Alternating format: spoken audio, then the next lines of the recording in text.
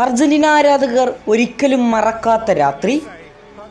സന്തോഷം കൊണ്ട് കണ്ണീരണിഞ്ഞ ആ രാത്രിയെക്കുറിച്ചാണ് വീണ്ടും ഓർമ്മപ്പെടുത്തുന്നത്. കളിയെഴുത്തുകാരെ അമ്പരപ്പെടുത്തിക്കൊണ്ട് ആദ്യ 45 മിനിറ്റുകളിൽ തന്നെ അർജന്റീന 2 തവണ ഫ്രഞ്ച് ഗോൾ വല ചലിപ്പിച്ചതാണ്.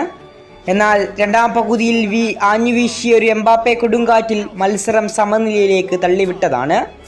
ഒടുവിൽ എക്സ്ട്രാ ടൈമിന്റെ 30 മിനിറ്റിൽ വീണ്ടും മെസ്സി ഒരു തവണ കൂടി ഫ്രഞ്ച് ഗോൾ വല ചലിപ്പിച്ചു. പക്ഷേ മറുപടി എംബാപ്പയുടെ ഹാട്രിക് ആയിരുന്നു. പെനാൽറ്റിയിലൂടെ ദിബു മാർട്ടിനസിനെ കീഴ്പ്പെടുത്തി ഫ്രാൻസും അർജന്റീനയും 3-3 എന്ന സ്കോറിലേക്ക്.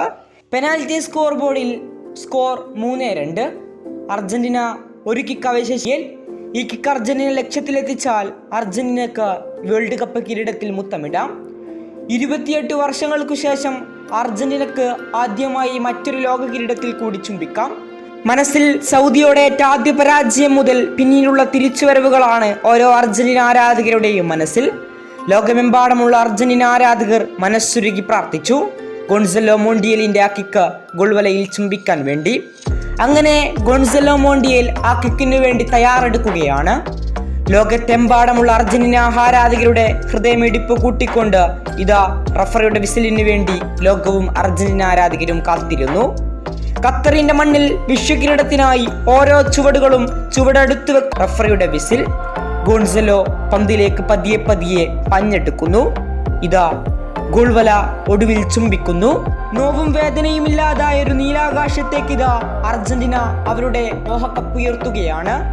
ഇതാ ലിയണൽ മെസ്സി കിക്കെടുക്കുന്നതിന് മുമ്പ് തന്റെ മുത്തശ്ശിയോട് താങ്കൾ പറഞ്ഞ ദിവസം ഇതാണോ എന്ന് ചോദിക്കുന്നത് വരെ ക്യാമറ കണ്ണുകൾ ഒപ്പിയെടുക്കുന്നു.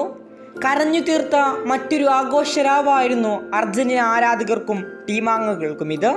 കാരണം ഈ ജനറേഷനിൽ കളർ ടിവിയിൽ അർജന്റീന കപ്പടിച്ചിട്ടുണ്ടോ എന്ന ചോദ്യത്തിനുള്ള മറുപടി കൂടി 15ലെയും 16ലെയും കോപ്പ അമേരിക്ക ഫൈനൽ. ഒടുവിൽ ശാപമോഷം നടത്തിയത് ബ്രസീലിന്റെ മറക്കാനയുടെ മണ്ണിലായിരുന്നു. അവിടെ നിന്നിങ്ങോട്ട് അർജന്റീനക്ക് നല്ല കാലമായിരുന്നു. പിന്നീട് ഇപ്പോൾ ഖത്തറിന്റെ മണ്ണിലും അർജന്റീന കിരീടം ചൂടിയിരിക്കുന്നു. ആദ്യ മത്സരത്തിൽ സൗദിയോട് പരാജയപ്പെട്ട ടീമാണെന്ന് ഓർക്കണം. കാത്തിരുന്ന ചെറിയ കുടിലുകൾ, വലിയ ഫ്ലാറ്റുകൾ, എന്തിനെന്നോണം വിമാനത്താവളങ്ങൾ അല്ലെങ്കിൽ വിമാനത്തിൽ വരെ സ്ക്രീനിങ്ങിലൂടെ അർജന്റീന ആരാധകർ തങ്ങളുടെ വിജയം ആഘോഷിച്ചു. ഗ്രൗണ്ടിലെമ്പാടും അർജന്റീന ആരാധകർ സന്തോഷം കൊണ്ട് പൊട്ടിക്കരയുന്നതാണ് കണ്ടത്.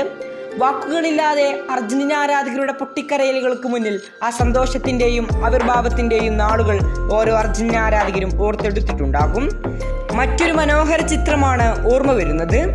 അർജന്റീനയുടെ ഇന്റർനാഷണൽ എയർപോർട്ടിൽ നിന്നും ഒരു വിമാനയാത്ര നടത്തുന്നുണ്ട്. അർജന്റീന ദേശക്കാരായിരുന്നു വിമാനത്തിലുണ്ടായിരുന്നത്. അവിടെ നിന്ന് കമാൻഡേറ്റർ ഇങ്ങനെ വിളിച്ചു പറയുന്നുണ്ട്, എല്ലാവരും കാത്തിരുന്ന വാർത്ത എത്തിയിരിക്കുന്നു, അർജന്റീന ഇതാ വേൾഡ് ചാമ്പ്യന്മാരായിരിക്കുന്നു. ഇത് കേട്ട വിമാനത്തിലുണ്ടായിരുന്ന ഓരോ അർജന്റീനക്കാരും ഒന്നടക്കം ആഘോഷിക്കുന്നത് വീഡിയോയിൽ ദൃശ്യമാണ്. ഏറ്റവും മനോഹരമായ മറ്റൊരു വീഡിയോ ക്ലിപ്പ് കൂടിയായിരുന്നു അന്ന് പുറത്തു വന്നത്. അർജന്റീന ആരാധകർ വിമാനമാണെന്നത് പോലും മതിമറന്നുകൊണ്ടാണ് അവിടെ ആഘോഷ നൃത്തമാടിയത്. ഫ്ലൈറ്റിലൂടെ ഒന്നടക്കം അർജന്റീന ആരാധകരുടെ സന്തോഷ കണ്ണീർ നമുക്ക് കാണാമായിരുന്നു. ഓരോ ഗോളുകൾ അടിക്കുമ്പോഴും മുഖഭാവമില്ലാത്ത സ്കലോണി ഒടുവിൽ സന്തോഷം കൊണ്ട് പൊട്ടിക്കരയേണ്ടി വന്നു. അദ്ദേഹത്തെ സന്തോഷം കൊണ്ട് തന്നെ ആശ്വസിപ്പിക്കുന്ന പരഡസിനെയും ഡിപ്പോളിനെയും കാണാമായിരുന്നു. ദിബുവിന്റെയും ലിസാൻഡ്രയുടെയും പൊട്ടിക്കരയുന്ന ദൃശ്യങ്ങൾ ക്യാമറ കണ്ണുകൾ ഒപ്പിയെടുത്തതാണ്. കരഞ്ഞു തീർത്ത പല ഫൈനലുകളിലും ലിയണൽ മെസ്സിയുടെ ആനന്ദ സന്തോഷത്തിന്റെയും കണ്ണീർ കൂടിയായിരുന്നു ലുസൈലിൽ അന്ന് നടന്നത്.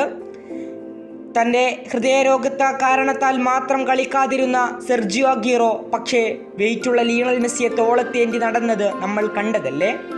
ഓരോ ഗോൾ അടിക്കുമ്പോഴും ഓരോ ഗോൾ വഴങ്ങുമ്പോഴും ഡിമേരിയ കരഞ്ഞു തീർത്തത് നമ്മൾ കണ്ടതല്ലേ. ഒടുവിൽ പ്ലെയർ ഓഫ് ദ ടൂർണമെന്റ് എന്ന അവാർഡ് ലിയണൽ മെസ്സി ഉയർത്തുകയും ലോക ചാമ്പ്യൻ പട്ടം അർജന്റീനയുടെ കയ്യിൽ വിശ്രമിക്കുകയും ചെയ്യുമ്പോൾ എത്ര മനോഹരമായ ദൃശ്യങ്ങളാണ് നമ്മൾ കണ്ടു തീർത്തത്. പറയാൻ വരികളോ വിശേഷിപ്പിക്കാൻ വാക്കുകളോ ഇല്ലാത്ത മറ്റൊരു മനോഹരം അധ്യായമായിരുന്നു 2022 ഡിസംബറിൽ നമ്മൾ കണ്ടു തീർത്തത്. ഏറ്റവും മനോഹരമായ ഒരു അധ്യായം. ഇനി ഇങ്ങനെ ഒരു അധ്യായം പിറവിയെടുക്കുമോ എന്നുള്ളത് നമ്മളെ സംബന്ധിച്ചിടത്തോളം ഇല്ല. തീർത്തും ഇങ്ങനെയൊരു അധ്യായം ഇനി നമുക്ക് പിറവിയെടുക്കാൻ സാധ്യതയില്ല.